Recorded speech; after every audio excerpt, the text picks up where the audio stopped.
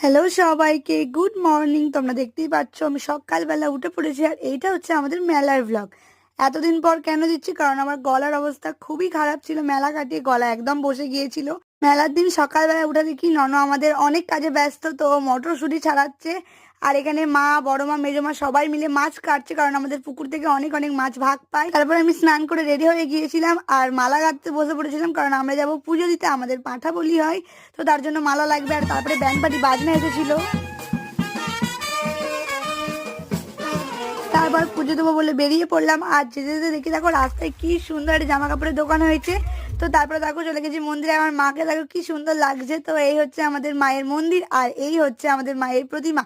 কি সুন্দর লাগছে। তো তারপরে আমাদের দেখো পুজো দিচ্ছে এখানে আমার মা আর বাপি মিলে। আর এখানে জামার সঙ্গে ম্যাচিং ম্যাচিং হেয়ার ব্যান্ড পেয়ে ননদ তো খুশির ঠিকানাই আলাদা। তারপরে এখানে পোড়া মাটির অনেক জিনিস বিক্রি হচ্ছিল, যেটা তোমাদের পরে পারে দেখাবো। আজকের মতো বা